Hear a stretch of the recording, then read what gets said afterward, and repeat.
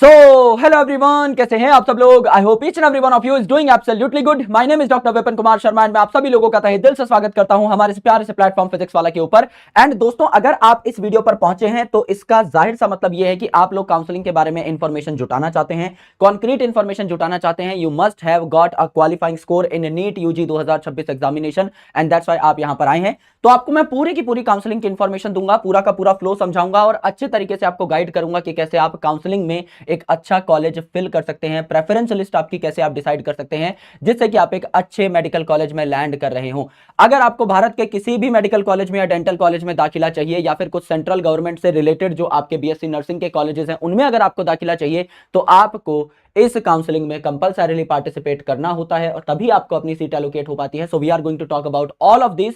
Other than that मैं आपको बताऊंगा ऑल इंडिया कोटा सीट्स आपको कैसे मिल सकती हैं, स्टेट कोटा सीट्स आपको कैसे मिल सकती हैं, दोनों काउंसलिंग्स में क्या डिफरेंस है, दोनों काउंसलिंग्स कब कब होती हैं, कौन कौन से डॉक्यूमेंट्स आपको सबमिट करने होते हैं, कितनी फीस आपको सबमिट करनी होती है, फीस में रिफंडेबल पोर्शन कितना होता है, नॉन रिफंडेबल पोर्शन कितना होता है। अगर आप बहुत लंबे टाइम तक काउंसलिंग में पार्टिसिपेट करते हैं, सीट लेते हैं, सीट छोड़ते हैं, पार्टिसिपेट करते हैं, सीट लेते हैं, सीट छोड़ते हैं, तो आपको जो रिफंडेबल अमाउंट है वो भी मिलेगा या नहीं, सारी चीजों के बारे में हम लोग चर्चा करने वाले हैं। And it is going to be an amazing video if you want a one stop solution for your counselling queries, then you are at the right spot. आराम से जानने की कोशिश करते हैं कि आपको कौन कौन सी सीट्स मिल सकती है। एक इजी रेफरेंस लेके बताता हूं, समझ लीजिए। अगर मैं बात करूं हरियाणा की, लेट्स से हरियाणा में 10 मेडिकल कॉलेजेस हैं और 10 मेडिकल कॉलेजेस में लेट्स से 100 सीट्स हैं, तो आपकी टोटल कितनी सीट हो गई गुरुजी? 1000 सीट्स हो गई। अब ये जो 1000 सीट्स होती हैं इनमें से लगभग 15% के आसपास जो सीट्स हैं ये ऑल इंडिया कोटा सीट्स होती हैं, यानी इसमें भारत का कोई भी बच्चा आ सकता है। यानी आपकी 1000 में से 150 सीट ऐसी हो गई जो ऑल इंडिया कोटा की सीट होंगी। यहां पर कोई भी बच्चा आ सकता है, कोई भी एडमिशन ले सकता है ऑल इंडिया काउंसलिंग के थ्रू। लेकिन हर स्टेट के अंदर 85% ऐसी सीट्स होती हैं जो उसी स्टेट के बच्चे को मिलेंगी, इन्हें स्टेट कोटा सीट्स कहते हैं। तो ये स्टेट कोटा सीट्स जो है ये कितनी हो जाएंगी हरियाणा में? 850 के आसपास हो जाएंगी। तो 150 सीट ऐसी हैं जिनमें ऑल इंडिया का कोई भी बच्चा बैठ पाएगा एंड 850 सीट्स ऐसी हैं जिसमें सिर्फ हरियाणा के बच्चे बैठ पाएंगे। ये है फर्क आपका ऑल इंडिया कोटा में as well as state quota में। And the most important thing is कि ये दोनों के दोनों फॉर्म्स आपको डिफरेंट भरने पड़ते हैं, यानी you need to apply for both the counsellings. All India quota जो है ये भी आपको फॉर्म भरना पड़ेगा एंड स्टेट कोटा का फॉर्म भी आपको भरना पड़ेगा। ऑल इंडिया काउंसलिंग का फॉर्म भी भरना पड़ेगा, स्टेट काउंसलिंग का फॉर्म भी भरना पड़ेगा, तब जाके आप दोनों काउंसलिंग्स में अपीयर हो पाएंगे, चाहे आपकी ऑल इंडिया फर्स्ट ही रैंक क्यों ना हो। अगर आप काउंसलिंग में पार्टिसिपेट नहीं करते तो आपको कोई सीट एलोकेट नहीं होगी। Counselling is a compulsory process. समझ लीजिए हरियाणा में मेरी रैंक जो है वो 3rd आई, ठीक है, और ऑल इंडिया जो मेरी रैंक है लेट्स से समझ लीजिए वो 20 है। तो मेरे भाई अगर मेरी ऑल इंडिया रैंक 20 है तो मुझे एम्स दिल्ली मिल जाएगा? बिल्कुल मिल जाएगा। तो मैंने एम्स फिल किया ऑल इंडिया कोटा में, तो मुझे एम्स दिल्ली एलोकेट हो गया। मैं स्टेट काउंसलिंग में पार्टिसिपेट ना भी करूं तो भी मेरा काम चल जाएगा। या समझ लीजिए अगर मेरी 3rd रैंक है हरियाणा में और मुझे हरियाणा का बेस्ट मेडिकल कॉलेज चाहिए, मुझे पीजीआईएमएस रोहतक चाहिए, मुझे नहीं चाहिए भैया AIIMS Delhi. Just for reference मैं अगर बता रहा हूं, मैं सिर्फ स्टेट कोटा में अप्लाई करूंगा, मैं बढ़िया तरीके से अपनी स्टेट काउंसलिंग में अपेयर करूंगा, पहले राउंड में मेरे को सीट एलोकेट हो जाएगी, मैं अपनी सीट लेकर के डॉक्यूमेंट जमा करके बैठ जाऊंगा पहले काउंसलिंग के राउंड के बाद ही। तो it is totally up to you कि आप कौन सा कॉलेज लेना चाहते हैं। आप चाहें तो किसी एक काउंसलिंग में पार्टिसिपेट कर सकते हैं, वैसे यूजुअली स्टूडेंट दोनों काउंसलिंग में पार्टिसिपेट करते हैं और दोनों में ही पार्टिसिपेट करना चाहिए। तो आपको दोनों की तिथियां यानी एग्जैक्ट डेट्स मैं बता दूंगा, कब स्टेट काउंसलिंग होगी, कब ऑल इंडिया काउंसलिंग होगी, तो दोनों फॉर्म्स जो है वो आप अप्लाई कर सकते हैं। तो ये आपका all India Kota seat, state quota seat का बेसिक मतलब है, क्योंकि आगे मैं इन टर्म्स को बहुत ज्यादा यूज करने वाला हूं, तो आपको पहले ही मैंने यहां पर यह बता दिया है। वेबसाइट कौन सी है? एक ही ऑफिशियल वेबसाइट है जिसे हम कहते हैं mcc.nic.in, इसी पर पहुंचे और किसी वेबसाइट पर जाकर अपने आप को गुमराह ना करें, क्योंकि कई सारे ऐसे काउंसलर्स हैं जो आपको मिलेंगे जो आपसे पैसा ऐंठने की कोशिश करेंगे। बेसिक इंफॉर्मेशन अगर आपके पास होगी तो आपको कोई उल्लू नहीं बना पाएगा। तो यहां पर जो आपकी मेन वेबसाइट है दैट इज mcc.nic.in, उस पर आप पहुंचे और ये आपको मिल जाएगा एक कॉलम जहां पे लिखा होगा यूजी मेडिकल, क्योंकि सारी की सारी सुपर स्पेशलिटी तक भी आपकी जितनी भी काउंसलिंग होती हैं वो एमसीसी की वेबसाइट पे ही होती हैं। आप यूजी मेडिकल पे क्लिक करेंगे, नीचे आपको कई सारे ब्रोशर्स मिल जाएंगे। उन ब्रोशर्स में से आपका सबसे पहला वाला जो ब्रोशर होगा दैट इज इंफॉर्मेशन बुलेटिन, जो कि अभी जस्ट रिसेंटली रिलीज हुआ है। इसको आप चाहें तो पढ़ सकते हैं, वरना इसकी सारी इंपॉर्टेंट पॉइंटर्स आपको मैं ही बता दूंगा। एक आधे जो चेंजेस हुए हैं काउंसलिंग प्रोसेस में वो आपको मैं ही समझा दूंगा। तो यहां पर क्या होता है दोस्त, यहां पर आपको सीट मैट्रिक्स भी मिल जाती है। आप डायरेक्टली इंटरनेट पे भी टाइप कर सकते हैं कि seat matrix for NEET UG. ये सबसे रिलायबल क्राइटेरिया है, क्योंकि हर साल क्या होता है कट ऑफ मार्क्स चेंज होते रहते हैं। Marks is not a reliable criteria. जैसे अगर आप नीट 2025 की बात करेंगे तो आपको हो सकता है 550 नंबर पे भी बहुत अच्छा मेडिकल कॉलेज मिल पा रहा हो, है ना। लेकिन अगर आप नीट 2024 की बात करेंगे, हो सकता है आपको 650 नंबर पे भी बहुत अच्छा मेडिकल कॉलेज ना मिल रहा हो। तो marks is not a reliable criteria, but जो आपकी रैंक है that is a reliable criteria. कि समझ लो किसी स्टेट में लास्ट टाइम 18,000 रैंक पे क्लोजर हुआ था, 18,000 रैंक तक सीट मिली थी। इस बार भी अगर सीट थोड़ी बड़ी होंगी तो 18,000 18,500 के आसपास ही आपको क्या मिल जाएगी, आपकी सीट मिल जाएगी। तो ये एक अच्छा क्राइटेरिया होता है। रैंक सीट मैट्रिक्स से आपको ये पता लग जाता है कि एग्जैक्टली आपकी रैंक पे कौन से स्टेट पे कौन सा मेडिकल कॉलेज मिला था। तो आपको एक ओवरऑल अच्छा एनालिसिस यहां पर देखने को मिल जाता है। करेक्ट है, एकदम करेक्ट है गुरुजी, ये बात हमको बढ़िया तरीके से समझ में आ गई है। तो सीट मैट्रिक्स आप सभी लोग डाउनलोड कर लें पीडीएफ में, अदरवाइज मैं अपने टेलीग्राम चैनल पर प्रोवाइड कर दूंगा, एंड में उसका लिंक दे दूंगा, वहां से भी आप डाउनलोड कर सकते हैं। That is totally your call. Seat matrix आपको डाउनलोड कर लेनी है। उसके अलावा मेरे दोस्त यहां पर एक और बहुत जरूरी चीज है, आपको राउंड्स के बारे में समझना होता है कि काउंसलिंग जो है कभी भी एक राउंड में कंप्लीट नहीं होती। यहां पर आपके 4 राउंड्स होते हैं, जिसको आप कह सकते हैं राउंड 1, इसको आप कह सकते हैं राउंड 2, थर्ड राउंड को आप कह सकते हैं राउंड 3 या मॉप अप राउंड, एंड मेरे भाई आपका फोर्थ राउंड होता है, इसे हम कहते हैं स्ट्रे वैकेंसी राउंड। कि अगर समझ लीजिए किसी मेडिकल कॉलेज में कोई सीट्स अगर बच गई हैं तो वो जो है फिजिकल काउंसलिंग में बेसिकली ऑफर कर दी जाती है बच्चों को। यानी ये जो स्ट्रे वैकेंसी है, यहां पर कॉलेजेस बोलेंगे कि भाई मेरी 1 सीट बच गई है, 2 सीट बच गई हैं, इस कैटेगरी की सीट्स बची हुई हैं। बच्चे अगर आएंगे आपके फिजिकली कॉलेज के अंदर तो उनके डॉक्यूमेंट्स के आधार पर according to the merit list जो उसी दिन बनेगी, उन स्टूडेंट्स को सीट ऑफर हो जाती है। फॉर एग्जांपल ये जो स्ट्रे वैकेंसी है, यहां पर लेट से आपका जनरल की 5 सीट्स बची हुई हैं, ठीक है, और जनरल के 10 बच्चे जो है अपियर हुए अपने डॉक्यूमेंट्स के साथ, इनमें से टॉप 5 बच्चों का सिलेक्शन हो जाएगा, वहीं की वहीं इनके डॉक्यूमेंट सबमिट हो जाएंगे और इनको सीट मिल जाएगी। स्ट्रे वैकेंसी राउंड इस तरीके से होता है। लेकिन स्ट्रे वैकेंसी राउंड होता बड़ा स्ट्रिक्ट है। क्यों? क्योंकि स्ट्रे वैकेंसी राउंड में लेट से आपको सीट मिली, आपने अपने डॉक्यूमेंट सबमिट कर दिया और बाद में अगर आप वो सीट विड्रॉ करते हैं, यहां पे आपको नीट एग्जाम से भी ब्लैकलिस्ट किया जा सकता है।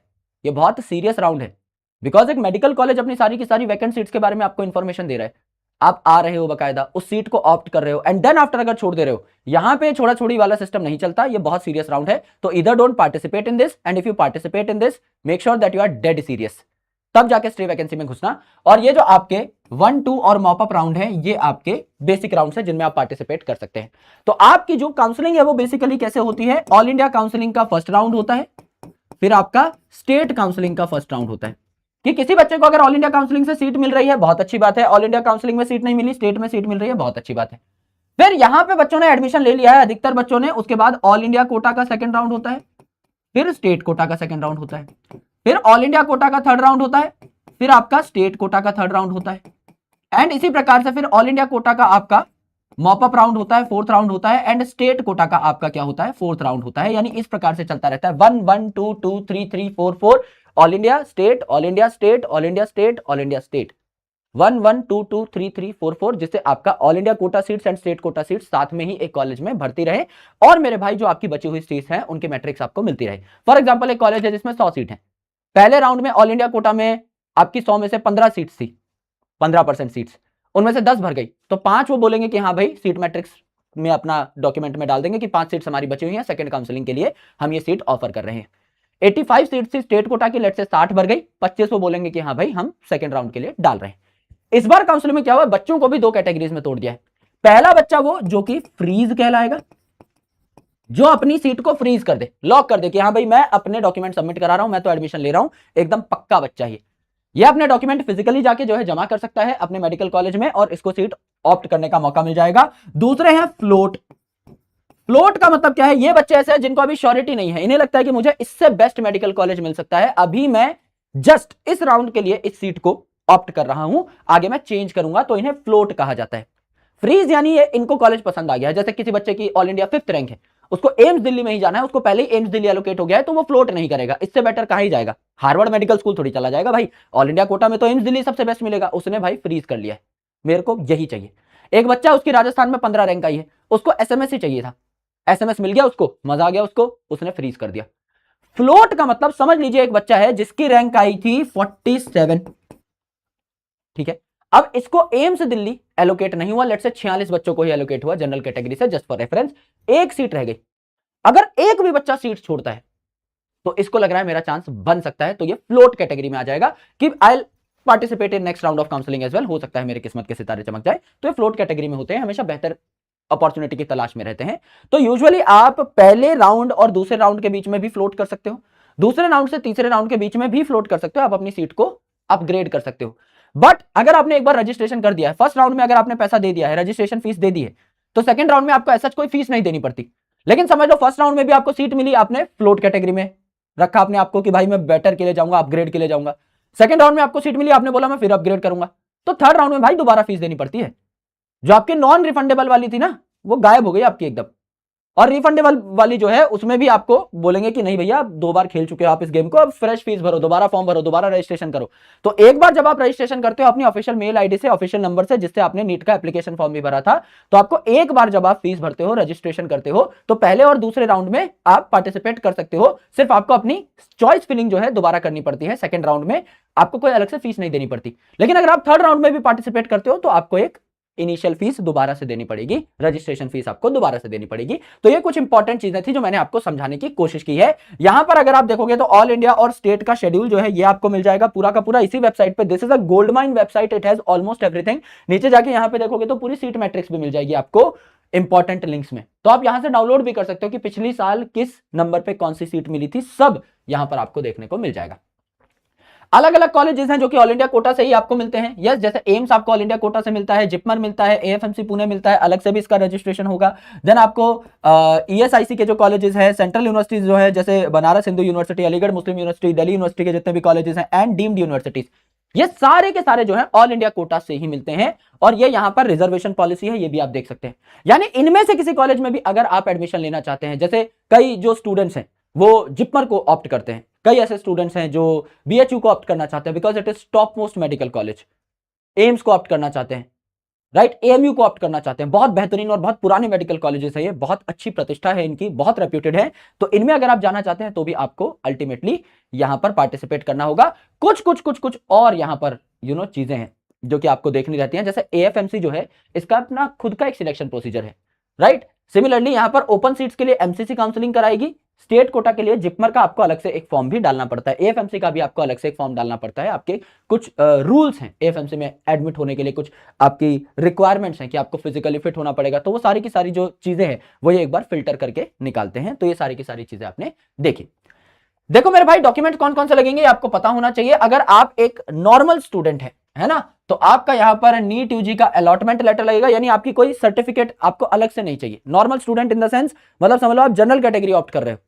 अगर बाकी सारे स्टूडेंट हैं जिनकी कोई ना कोई एडिशनल सर्टिफिकेट है, जैसे अगर आप ओबीसी हैं तो ओबीसी सर्टिफिकेट आपको चाहिए, एससी एसटी है एससी एसटी सर्टिफिकेट चाहिए, अगर आप ड्रॉपर स्टूडेंट है तो आपको गैप ईयर सर्टिफिकेट चाहिए। तो मैं उन बच्चों की बात कर रहा हूं जिनकी कोई ना कोई एडिशनल सर्टिफिकेट लगी रहती है, जैसे एनआरआई है तो एनआरआई सर्टिफिकेट चाहिए।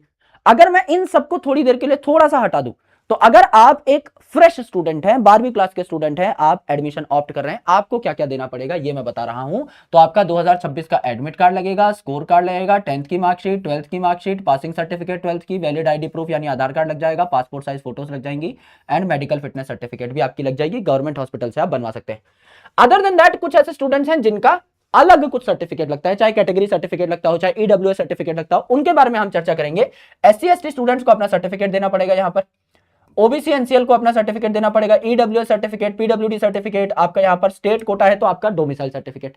ऑल इंडिया कोटा में ऐसा कुछ नहीं होता, आप किसी भी स्टेट में पार्टिसिपेट कर सकते हो। लेकिन अगर मैं हरियाणा का हूं या राजस्थान का हूं तो मैं बेसिकली अपने स्टेट का एक प्रूफ दिखाऊंगा कि हाँ yes I belong to this state. Gap year for all दो स्टूडेंट जिन्होंने ड्रॉप लगाया है, कोर्ट में जाओ, 30 40 50 रुपए में 100 रुपए में एक सर्टिफिकेट बन जाएगी। उनसे बोलो कि एक गैप ईयर सर्टिफिकेट बना दे, सीधा बन जाता है। अगर माइग्रेशन था है ना, माइग्रेशन सर्टिफिकेट लगेगा, स्कूल लिविंग सर्टिफिकेट यानी आपके टीसी लग जाएगी, कैरेक्टर सर्टिफिकेट या 12वीं के बाद स्कूल से मिलती हैं सारी चीजें, ये आपको देखने को मिल जाएंगी। ये चीजें हैं। फीस की अगर हम बात करें तो जनरल जो आपकी फीस है ना, ये है आपकी 1000 रुपए रजिस्ट्रेशन फीस एंड 10,000 रुपए जो है सिक्योरिटी डिपॉजिट है, रिफंडेबल होता है। लेकिन सेकंड राउंड के बाद अगर आप थर्ड राउंड में गए तो भाई रिफंडेबल नहीं होता, तो आपको थोड़ा संभल के खेलना पड़ेगा यहाँ पे। तो जनरल ईडब्ल्यूएस के लिए ये है, एससी एसटी ओबीसी के लिए जो है 500 रुपए रजिस्ट्रेशन फीस है, कंपलसरी है, ये आपकी नॉन रिफंडेबल है, ये दे दी तो दे दी। 5,000 रुपए जो है ये आपकी क्या होती है, सिक्योरिटी डिपॉजिट होती है। अदरवाइज अगर आप डीम्ड यूनिवर्सिटी में जाना चाहते हैं तो आपको 2 लाख रुपए जो है सिक्योरिटी डिपॉजिट देना पड़ता है up to a level. Counselling में अगर आप इनिशियली पार्टिसिपेट कर रहे हैं, आपको सीट मिल गई है, आपने सीट ऑप्ट कर ली है, तो ये फीस में कॉम्पनसेट हो जाती है। समझ लीजिए कोई, क्योंकि डीम्ड यूनिवर्सिटीज की फीस भी बहुत हाई होती है, कोई कॉलेज ही ऐसा है जिसकी फीस ही 13 लाख रुपए है, तो ये 2 लाख रुपए वहां पर कॉम्पनसेट हो जाएंगे, आपको 11 लाख रुपए ही और देने पड़ेंगे। तो डीम्ड यूनिवर्सिटी की फीस के हिसाब से कुछ भी नहीं है, तो ये नॉर्मल हम जैसे बच्चों के लिए नहीं है। राइट, कि हम ये 2 लाख रुपए भरें। लेकिन अगर आप डीम्ड यूनिवर्सिटी में पार्टिसिपेट करना चाहते हैं तो 2 लाख की आपकी सिक्योरिटी डिपॉजिट होती है। अगर आप बहुत सारे राउंड पार्टिसिपेट कर चुके हो, ले रहे हो, छोड़ रहे हो, ले रहे हो, छोड़ रहे हो, तो एक टाइम के बाद ये भी रिफंड नहीं होती है, अदरवाइज ये आपको रिफंड हो जाएगी, है ना, या फिर कॉलेज फी में कंपनसेट हो जाएगी। तो ये सारी की सारी चीजें हैं जो आपने देखी। अब देखिए भैया, अब हम आपको दिखाते हैं काउंसलिंग का पूरा मामला क्या है। जैसे यहां पर देखिए 4 अगस्त को, यानी कल, आपका जो है काउंसलिंग का पूरा खेल शुरू हो जाएगा। ऑल इंडिया काउंसलिंग की मैं बात कर रहा हूं। यहां पे 5 अगस्त से 12 अगस्त तक आप क्या कर सकते हैं, टाइमिंग देख लीजिएगा, इससे पहले ही कंप्लीट कर लीजिएगा, 10 अगस्त तक ही कंप्लीट कर लीजिएगा, आप रजिस्ट्रेशन करा सकते हैं, ठीक है। उसके बाद 6 अगस्त से 13 अगस्त तक, यानी समझ लो 5 को, 6 को, 7 को आपने रजिस्ट्रेशन कराया, 8 को, 9 को आपने क्या कर दिया, अपनी चॉइस फिलिंग कर दी। चॉइस फिलिंग मतलब अच्छी रैंक है सारे बेस्ट कॉलेजेस भर दो, खराब रैंक है सारे गवर्नमेंट, सेमी गवर्नमेंट, सारे कॉलेजेस भर डालो, जहां पे भी जा सकते हो। कई बच्चे ऐसे होते हैं जिनको लगता है कि मुझे सिर्फ एमबीबीएस मिल जाए, मुझे और कोई दिक्कत नहीं है, मैं कहीं भी रह लूंगा, कहीं भी खा लूंगा, कोई दिक्कत नहीं है, तो उनकी कोई प्रायोरिटी नहीं होती, भारत में कहीं भी रह सकते हैं। तो ऐसे बच्चे यूजुअली सारी ही प्रायोरिटी भर देते हैं, ठीक है। तो वो प्रायोरिटी लिस्ट के हिसाब से सीट मैट्रिक्स आपको बता देगी कि कौन कौन से स्टेट में आपको अपनी रैंक के हिसाब से कॉलेज मिलने की संभावना है, तो वो आप भर सकते हो, ठीक है। तो ये आपने देखा 13 अगस्त से 16 अगस्त तक आपका अकॉर्डिंग टू जितने बच्चों ने भी पार्टिसिपेशन किया है आपको सीट एलोकेट हो जाएगी। 17 तारीख को जितने बच्चों की सीट एलोकेट हुई है उनका रिजल्ट आ जाएगा कि भाई इन बच्चों को सीट मिली है।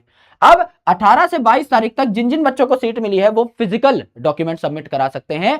अगर वो फ्रीज करना चाहते हैं अपनी सीट को, तो कोई बच्चा उसको एम्स दिल्ली मिल रहा है, एमएमसी मिल रहा है, बीएमएमसी मिल रहा है, वो फ्रीज कराना चाहता है, करा सकता है, वो जाके अपना एडमिशन डन करा देगा, अपना घर जाके सुत्ती बाबू। लेकिन मेरे भाई कोई बच्चा ऐसा है जो कि फ्रीज नहीं, फ्लोट कैटेगरी में आ रहा है, तो ऑनलाइन अपने डॉक्यूमेंट दे सकता है। इस बार इसको फिजिकली जाने की जरूरत नहीं कि भैया मैं तो अपग्रेड करना चाहता हूं अगले राउंड ऑफ काउंसलिंग में, तो उसको ऑनलाइन डॉक्यूमेंट सबमिट कराने का मौका मिलेगा। एंड 23 अगस्त को जो है आपका ये वेरिफिकेशन हो जाएगा बाय द इंस्टीट्यूशंस। हाँ भाई इस बच्चे ने अपने डॉक्यूमेंट जमा करा दिए, इसकी सीट हम लोग लॉक कर रहे हैं। अब समझ लीजिए कुछ सीट्स बच गई, अब कुछ सीट बच गई तो 24 अगस्त को दोबारा से सेकंड राउंड जो है उसके लिए आप तैयार हो सकते हैं। तो जिसने फर्स्ट राउंड में ही रजिस्ट्रेशन करा दिया उसको फ्रेश रजिस्ट्रेशन कराने की जरूरत नहीं है। बाकी आप एमसीसी की वेबसाइट देखते रहिए, कोई चेंज अगर होगा तो आपको पता लग जाएगा। यहां पर क्या है 25 से 29 के बीच में आपकी पूरी की पूरी चॉइस फिलिंग जो है आप कर सकते हैं 25 से 30 के बीच में। यूजुअली ये टाइम नई रजिस्ट्रेशन का, जिस बच्चे ने फर्स्ट राउंड में पार्टिसिपेट नहीं किया था, नई रजिस्ट्रेशन का और चॉइस फिलिंग का ये टाइम है। सबमिट करने से पहले, चॉइस लॉक करने से पहले कितनी भी बार चेंज कर सकते हो प्रेफरेंस लिस्ट को, फिल करने के बाद, लॉक करने के बाद फिर फर्दर चेंज नहीं कर सकते। तो जितने ऑप्शंस डालने हैं सारे डाल सकते हो आप। 31 से 1 तारीख तक आपको सीट एलोकेट हो जाएगी। 2 तारीख को लिस्ट आ जाएगी, इन बच्चों को सीट मिली है, बाकी आप जाकर ज्वाइन कर सकते हैं। 9 तारीख को जो है पूरा का पूरा डेटा वैलिडेट हो जाएगा, एमसीसी की वेबसाइट पे आ जाएगा, इतने बच्चों को सीट मिली है। अगर फिर भी कुछ सीट रह जाती हैं तो आपका 10 सितंबर से थर्ड राउंड जो है ये स्टार्ट हो जाएगा। फिर यहां पे जिन बच्चों ने फर्स्ट राउंड में सीट नहीं ली, सेकंड राउंड में सीट नहीं ली, उनको दोबारा से फ्रेश रजिस्ट्रेशन करना पड़ेगा। 11 से 16 तक अपना फिर से जो है प्रेफरेंस लिस्ट डालनी पड़ेगी, अपनी चॉइस फिलिंग डालनी पड़ेगी, फिर उसको लॉक कर सकते हैं एंड देन आगे बढ़ सकते हैं। देन अगेन रिजल्ट आएगा, अगेन आपकी सीट मैट्रिक्स तैयार हो जाएगी। देन उसके बाद आपका स्टे वैकेंसी राउंड आएगा। स्टे वैकेंसी राउंड में जो है आपको जाकर के पार्टिसिपेट करना पड़ेगा। इसके बाद फर्दर कोई सीट एलोकेट नहीं होती। अगर किसी कॉलेज में एक आधी सीट रह गई तो रह ही गई, फिर भैया स्टे वैकेंसी के बाद कुछ नहीं होता। इस दिन आखिरी सीट एलोकेशन का मौका रहता है। अब एक चीज देखिए कि भाई ऑल इंडिया काउंसलिंग में और स्टेट काउंसलिंग में आपको यहां पर एक पैटर्न देखने को मिलेगा कि 4 से 17 अगस्त तक अगर आपका ये चलेगा ऑल इंडिया कोटा का सीन, है ना, तो यहां पर आपका 13 से 22 के आसपास चलेगा। यानी 17 तारीख, ये देखिए 22 अगस्त को लास्ट डेट ऑफ ज्वाइनिंग है, यहां पर मेरे भाई 28 तारीख है last date of joining.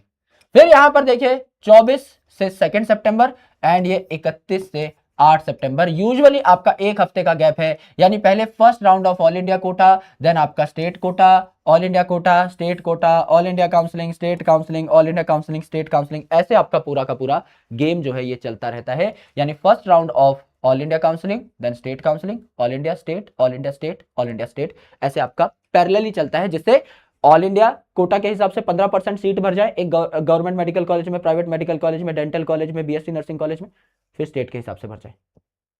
All India state, all India state, all India state साथ साथ भरती रहे। तो दोनों के फॉर्म आपको देखने पड़ेंगे according to your state also. जो सीट मैट्रिक्स है इसका पीडीएफ अगर आप चाहें तो मैं आपको यहां टेलीग्राम चैनल पे दे दूंगा, इस पे आप जुड़ सकते हैं।